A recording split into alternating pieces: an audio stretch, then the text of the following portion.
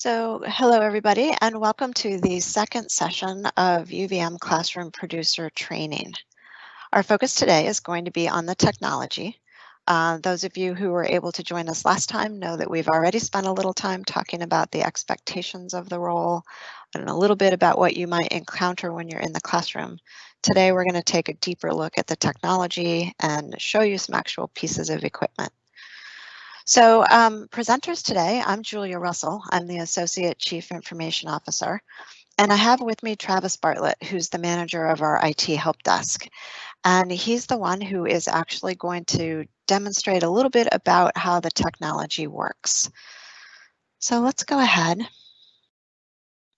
So as I said, we're going to do a dive into the technology. We're going to introduce a video that will show you some of what you need to know and remind you about some of the resources we discussed last time that you will find very helpful as you start to step into the classrooms. So Travis, let me turn it over to you so that you can introduce what we have to share today. All right, so the video presentation that we put together is really just we created it to really show you how you can use the the classroom lookup tool that we talked about in session 1, and how that directly correlates to what you're going to be seeing and doing when you visit a classroom. So the video is really just a practical sense of using the resources that we've put together. So we'll watch the video now. This is going to be a quick tutorial of a standard general purpose classroom here at UVM. I'm just going to take a moment to introduce what is typically found at the presenter station in most of our classrooms. So we have our room system. This is what controls the projector and what is actually displayed on the projector. We then have a Logitech Meetup webcam, speaker, microphone. It comes with this remote control that can be used for volume and zooming. You can also pan and tilt the direction of the camera if needed. The rooms are also equipped with a Wacom One pen display. This is not a touch device, so you can't use your fingers to interact with it, but it does have this pen that can be used for taking notes in programs like OneNote and Microsoft Whiteboard. The general purpose classrooms also come equipped with a document camera. This can be used with a pad of paper. The camera can feed into the computer and be shared on the projector and with remote students through Teams. And the instructor can just take their notes on the pad of paper. So really, it's going to depend what the faculty you're working with want to use. So I'm just going to take you through how you can approach operating a classroom. There are several different styles of classrooms on campus. They're not all going to be this kind of control unit. We have documentation for the various styles of control systems, and we'll just get started with how this room operates. So the first thing I'd like to show is we have a tool called the Classroom Lookup Tool, and that is available at go.uvm.edu/classrooms. So currently we're in Lafayette 210, so I'm going to use this tool. I'm just going to scroll down and I'm going to find Lafayette Hall. I'm going to scroll down to the room 210. All right, this is the room I need. This page has specific documentation for this style of classroom. So the way to use this tool is to always start with the Get Started portion of the guide. And the first thing we're going to do is step 1, which is using the room system. So as you can see, what we need to do is we need to turn the projector on, and we also need to select the PC input. So I'm just going to tap projector on. I'm going to tap PC, and you'll hear the screen wind down and the projector will turn on. It will take a few moments for the projector to display an image on the screen. You can also, I'll just You can also adjust the volume in the room using this volume knob if needed. You generally don't want that to be too loud. So let's move on to, we'll just minimize this toggle. We'll move on to step 2 here. So step 2 is logging into the computer. So pretty standard setup. The screens are on right now. If the classroom hasn't been used in a while, the screens may be sleeping, so you can jiggle the mouse and wait a second. It's also worth checking to verify that the monitor is powered on by making sure the blue indicator light's there. If not, you can tap the power button. If that also is not working, the desktop computer is actually located in this rack unit here, and you just want to make sure that the light is on to signify that it's on.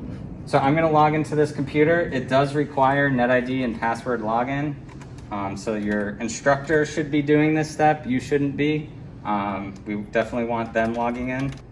All right. So the first time, especially day 1 of classes, it's going to take a few seconds longer to log into the system. It has to create the profile on the machine. So just be patient. All right. So this is the classroom desktop. You'll see there's a reminder here for the link to the documentation for the room, which you can access through the web browser. Give it a few minutes or a few moments to load. And the first thing that's going to come up here is a Microsoft Teams window, and it's going to ask you to sign in. So this step's really important. It's pretty simple. All you do is you click continue as, and again, this should be the instructor's account. If you're prompted with a work or school account option, select that. This will bring you to the familiar UVM login window. The instructor will need to log in here. Give it a moment. It's very important to leave the defaults here. Do not uncheck this. Click OK. Wait a moment. Just a moment. And finally, click Done. Teams will launch automatically.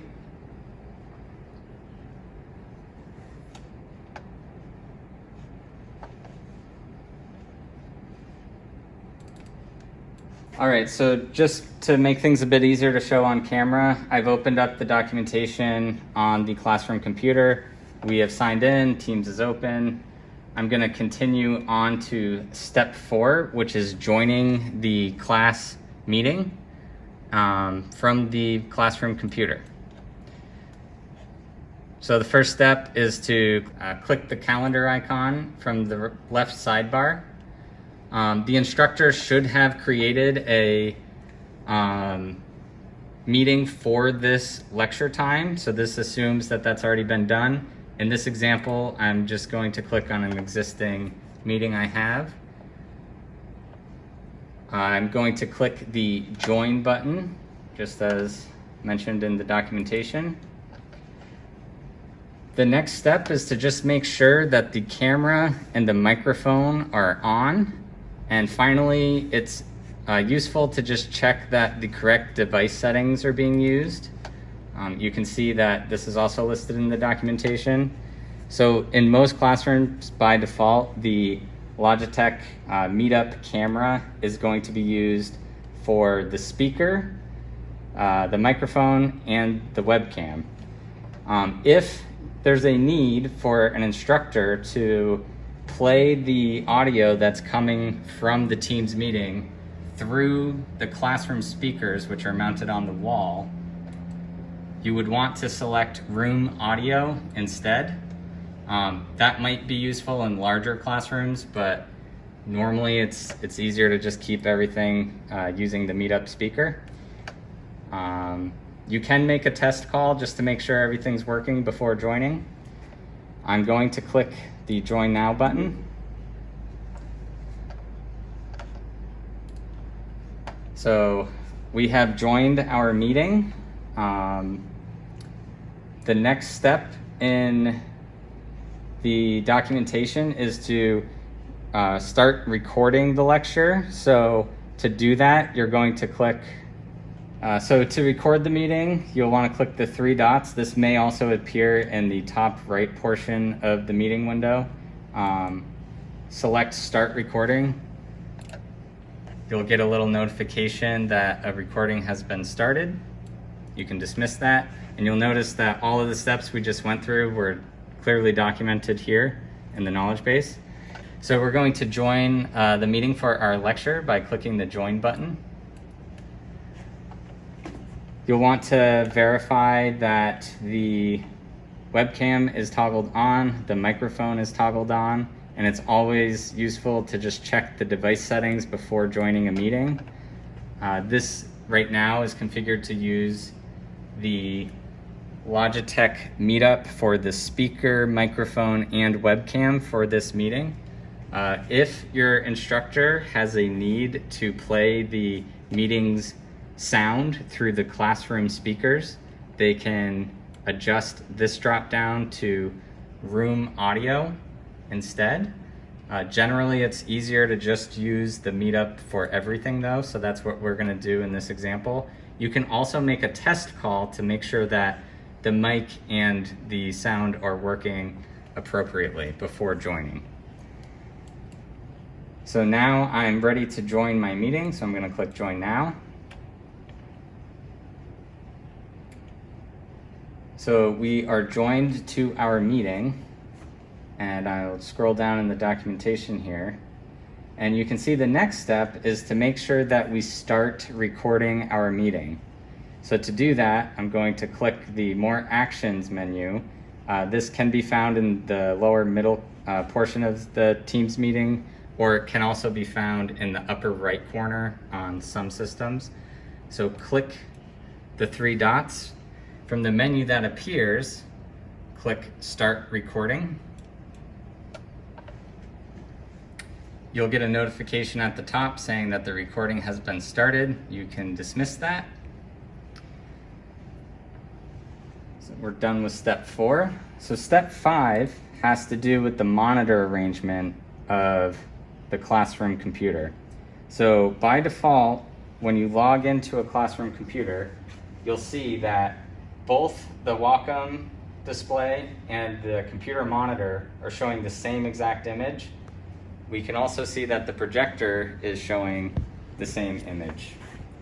So if you have an instructor who would prefer to use the Wacom and the desktop monitor as separate displays, that can be useful for things like keeping the Teams meeting window up in one screen while they take notes in the whiteboard app on another.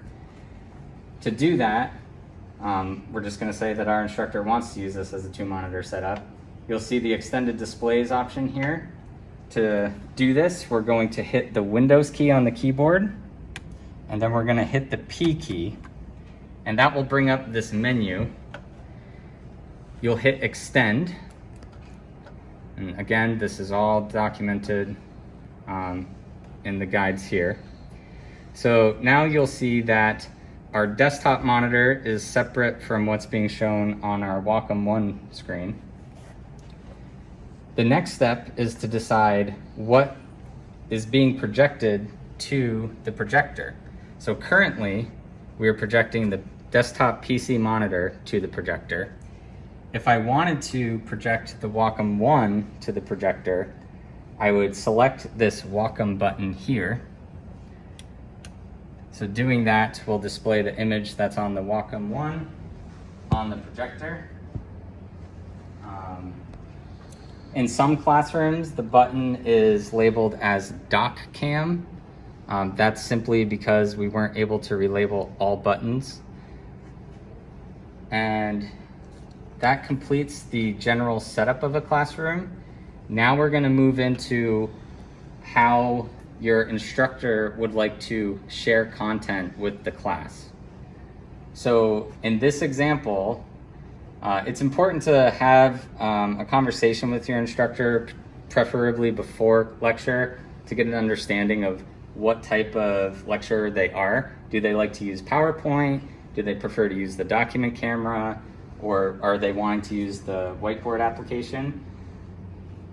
In this example, you can see we have documentation for each of those options I just mentioned. In this example, we're just going to show the whiteboard app. So I'm going to select that from the documentation here. I see the first step is to select the share button from the Teams meeting window. So if I go back to my Teams meeting window, again, this can also be at the top right of the screen, this button. I have an option to share screen 1 or screen 2, so I can select which screen I want to share. Since I'm using the whiteboard app, I want to make sure that I'm sharing the Wacom 1 display, which is currently screen 2, so I'm going to select that. You'll know that a screen is being shared when there are red bars around the border of the screen. This means that the students participating in the lecture remotely through Teams are seeing this image, as well as the in-person students are seeing the same image on the projector. So the next step is to open the whiteboard app, and to do that, I'm going to, as the documentation mentions, so I'm going to click the start button in the lower left corner. From there, I'm going to select the whiteboard app icon. It may open up on the other monitor, that's fine. You can click accept. And you can just click through these introductory menus. All right, so I'm going to drag the Microsoft whiteboard window to my Wacom 1 display. And it's just important to make sure that when you're moving windows between monitors that you do move it fully to the other screen. Then you can click the maximize button in the upper right. I'm just going to pull out the pen here and just give an example of how this works. You can tap the pen menu. I'm just going to select the black pen here and I can take my notes. So again, this is not a touch screen, so if the faculty person wants to be able to move around. So just as a reminder, this is not a touch display. The benefit of that is that you can actually put your palm on the display as you're writing. And it will not interfere with what you are writing. You can also, so it's not a touch display, so pinch to zoom and expand does not work. The way to use that is to actually use the mouse to scroll in and out, to zoom in and out. The mouse can also be used to drag the whiteboard to different portions. And that's how to use the whiteboard app. Just as another example here, we have the whiteboard app on our Wacom 1 display below, but I have the Teams meeting window up on the other monitor. And this allows the instructor to, right now I'm the only one in the meeting, so there's no other faces showing up, but this allows the instructor to keep an eye on things like the chat that might be happening within the meeting. They can see the participants if hands are raised and things like that. It just offers a way for the instructor to still be able to interact with the remote students. So that's sharing some content through Teams. So we're currently in Lafayette, room 202, and you can see that this room has a different control system. So there's an icon to display the PC to the projector, just like the PC button in the last system we saw. The difference is you'll notice that you can just tap to wake if the screen goes dark. The difference of this system is you'll notice that there is no Wacom button as we saw on the last system. If I wanted to display what was on the Wacom screen in this room, I'm actually going to tap the dock cam input, and that will display the Wacom 1 screen. It's also worth noting that you'll see a video mute on and video mute off button. Off means that the projector is going to be on, so it will display an image. If the instructor, for whatever reason, wanted to temporarily stop showing their screen to the projector, they would simply hit the video mute on button. So this room is different from most of the other rooms around campus, and we just wanted to give you a quick look at it. Again, there's documentation for using the control system, and you'll see we can just press anywhere to begin. We're going to do that. To display something on the projector, you simply drag the icon that you'd like to display to one of the projector locations. So some rooms have more than one projector. This room has 3. Your room may only have 1. Here's a 3 projector setup with the camera in the center. You'll see you have drop-down screens on either side, and we'll be using the center projector. So after moving your input to the desired projector screen, you'll want to, if this button appears on the unit that you're using, there's a sound on button. You'll want to tap that in order to enable the speakers in the classroom. So at this point, we've gone through just how to simply use one of these drag and drop control systems. Again, this is documented in the knowledge base for this specific room. Currently, we've already extended the displays, so we're using the desktop monitor and the Wacom as 2 separate screens. As an example, let's just say that I want to display what is on the Wacom screen to the projector. The document camera icon is used for the Wacom in this room. So we'll just drag that down instead, and you can look at the projector and you'll see that the Wacom is now being displayed on the projector. As a final example of sharing content, we just wanted to show how the document camera works on these systems, since it's a little different. So just to reiterate, the DocCam icon has nothing to do with the actual DocCam piece of equipment in the room. It has been repurposed to display the Wacom screen. It will not display the document camera. But just as an example, so as an example of how to use the actual document camera, we're just gonna lift up the arm to the document camera. We just have a piece of paper here to show as an example. The first step, again, this is all in the documentation. I'm just gonna do this on the screen here. So you'll start by clicking the start menu in the lower left corner. We're going to open the camera app, and you can see the camera app is displaying the video feed from the document camera. If for some reason you're getting a different video feed, you're getting the webcam's video, you can select this change camera. It's just like using your phone, switching from the selfie camera to the back camera. This will toggle the camera that is being used. In this case, we're all set. The document camera itself has a zoom in and out functions just by going up and down on this dial here. So I hope you all were able to get a better sense of the technology you'll find in the room from the video that Travis and his team created.